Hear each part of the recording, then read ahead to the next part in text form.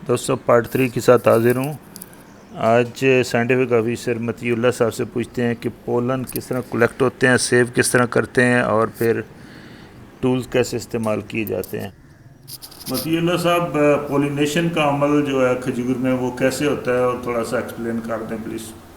जी रशीद साहब, इसमें ऐसे है कि जो खजूर के अंदर नर और मादा पौधे अलग अलग होते हैं, तो इसलिए ज़मींदार हजरात के लिए ये मालूमात मैं देना चाहता हूँ कि जब भी आप खजूर का बाग लगाएं तो नर और मादा के पौधों की तनासब से खजूर का बाग लगाना चाहिए।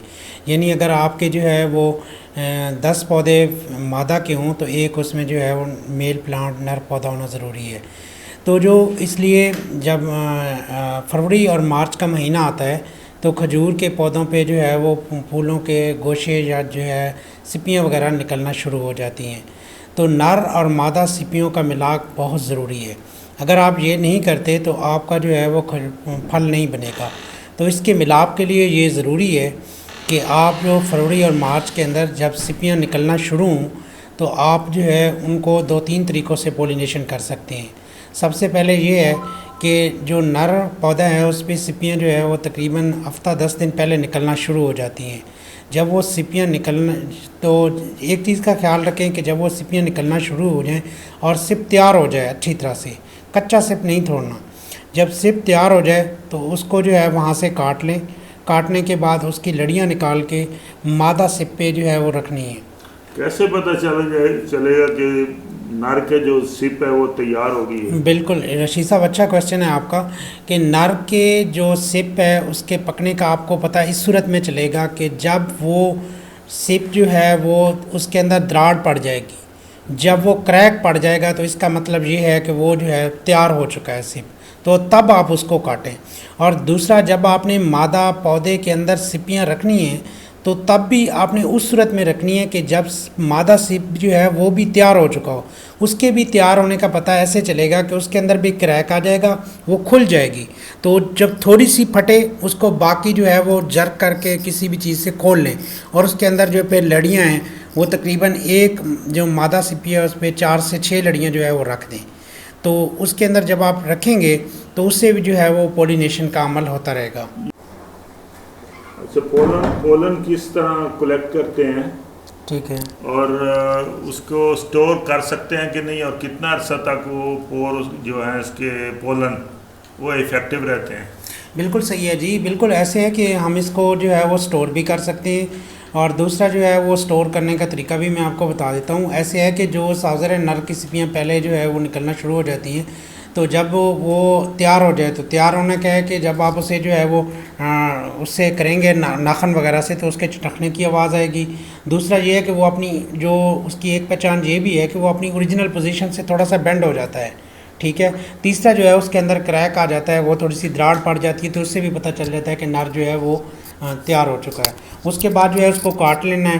काटने के बाद जो है फिर उसको क्या करना है, उसको जो है लड़ियाँ रखनी है। लड़ियाँ रखने के बाद जब उससे पोलन निकाल लेना है, तो निकालने के बाद उसको जो है स्टोर करने का तरीका है कि ये हमारे पास एक जो है वो डेसिकेटर है। ठीक है। इसे सिंपली जो है वो जार भी कहते हैं। इसके अंदर जो है इसको जब भी आपने रखना है तो जो है वो एयर टाइट रखना है। अब इसके अंदर ना कुछ चीज़ें हैं। ये सबसे पहले आप नीचे देखें तो ये जो है इसके नीचे कैल्शियम ऑक्साइड है। कैल्शियम ऑक्साइड है, इसे जिसे अनबुझा चूना भी कहते हैं। इसका मकसद ये है कि ये जो है इसके अंदर जो नमी है उसको ऑब्जर्व कर लेता है। उसके बाद जो है उसके बाद ये देखें कि ये ऊपर से बंद है। ये इसके अंदर जो है वो पोलन है। इसको जब पोलन रख लेंगे उसके बाद इसको बंद कर देंगे या टाइट कर देंगे, तो ये जो है ख़राब भी नहीं होगा। और दूसरा, आप 1 साल का पोलन जो है वो दूसरे साल इस्तेमाल कर सकते हैं। अगर ये जो है इसके अंदर नमी वगैरह हो जाए तो इसकी जो है इसका रंग ख़राब हो जाता है और इसका जो है ये इफ़ेक्टिव भी नहीं रहता। मतीउल्लाह साहब, इसमें कितने तरीक़ों से हम लोग पोलिनेशन कर सकते हैं, क्योंकि ये तो मैनुअली करनी पड़ती है खुद। वैसे तो नेचुरल इंसेक्ट करते हैं लेकिन वो भी कोई रिलायबल नहीं होती, कभी हो सकती है कभी नहीं, तो कोई और तरीका भी है? हाँ जी रशीद साहब, ऐसा है कि नेचुरल जो पोलिनेशन है वो सफिशेंट नहीं है, क्योंकि जब आप नेचुरल जो है वो पोलिनेशन पे रिलाय करेंगे तो उसमें जो है 15 से 20% जो है उस पर फ्रूट बनेगा, बाकी आपका फ्रूट जो है वो खसी रहेगा। मतलब उसके अंदर गुठली भी नहीं बनेगी, वो ग्रीन भी रहेगा। तो इसलिए उसकी खजूर नहीं बन सकती वो, इसलिए नेचुरल जो है वो पोलिनेशन पे रिलायबल टोटली नहीं कर सकते। जो आपकी जो बता रहे हैं कि जो बाकी पोलिनेशन के कौन कौन से तरीके हैं, उसमें एक तो लड़ियों वाला तरीका जो मैंने पहले बता दिया है वो है। दूसरा आप ऐसे कर सकते हैं कि ये जो हमारे पास एक पोलिनेटर है, एक सादा सा आला है जिसको हम लोग जो है वो इस्तेमाल करते हैं पोलिनेशन के लिए, उसको भी जो है वो इस्तेमाल किया जा सकता है पोलिनेशन के लिए। जो नॉर्मली हमारे पास तरीक़ेकार इस्तेमाल ले रहे हैं वो यही है। तीसरा एक और भी है कि रुई के जो होती हैं, रुई वगैरह, उससे भी जो पोलन है उसको वो ऊपर रख देते हैं तो उससे भी पोलिनेशन जो है वो हो जाती है। अगर बाई चांस उसके कितने दिन होते हैं जो इसमें लगा सकते हैं, और अगर बारिश हो जाए कोई उसका इफ़ेक्ट? जी बिल्कुल, ये बात बिल्कुल आपकी सही है कि इस बात का ज़रूर ख्याल रखना चाहिए कि जब मादा सिप्पी खुल जाए तो उसके खुलने के 3 दिन के अंदर अंदर आप लोगों ने पोलिनेशन करनी है। अगर 3 दिन के अंदर नहीं करेंगे, उसके बाद करेंगे, तो वो जो है पोलिनेशन नहीं होगी, फल आपका खसी रहेगा, नहीं बनेगा।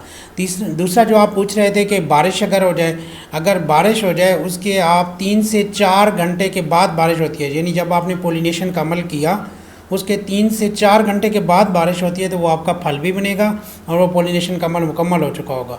अगर इसके दौरान बारिश हो जाती है तो फिर आपको पोलिनेशन का अमल रिपीट भी करना पड़ेगा, दोबारा करना पड़ेगा, और उस सूरत में करने पड़ेगा जब उसके ऊपर जो है वो नमी वगैरह ख़त्म हो चुकी होगी। ठीक हो गया। ज़रा ये टूल जो है इसको ज़रा एक्सप्लेन करें, ये किस काम आता है? जी, ये जो आला ज़रपाशी है, मतीउल्लाह साहब ने इसके बारे में आपको बताया है। ये झंग खजूर फार्म का ही ईजाद करदा ये डिवाइस है। हमारे सीनियर साइंटिस्ट जो थे इन्होंने ये आला ज़रपाशी जो है ये इन्होंने यहाँ बनाया है झंग में। इसकी अफादियत ये है कि इसको आप ज़मीन पे खड़े होके 20 फुट की हाइट तक अगर कोई प्लांट है तो ईज़िली आप पोलिनेट कर सकते हैं।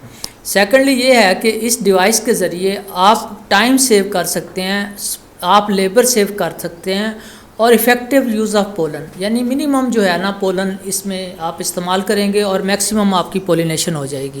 ये काम कैसे करता है? ये सर इसमें ये इसके पार्ट्स हैं। एक तो ये है कि एक स्टील रॉड के अंदर दूसरा स्टील रॉड फिट है।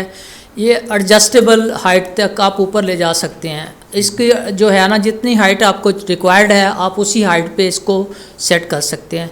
सेकेंडली ये इसके टॉप पे जो है मरला जो होता है इस पोलन को वहाँ पे पहुँचाना होता है, तो इसमें ये पफर है। इस बॉटल में हमने ड्राई पोलन रखा हुआ है।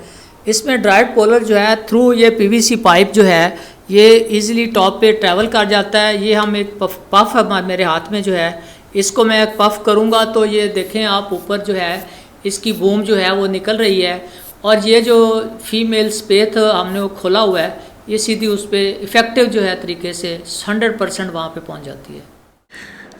दोस्तों नेक्स्ट पार्ट में इंशाल्लाह इनकी बीमारियां, डिजीज़ और उसका कंट्रोल के ऊपर बात होगी, क्योंकि इसमें कुछ बहुत ही अटैक करने वाले कीड़े हैं और बीमारियां हैं। इंशाल्लाह उसके बारे में बात करेंगे।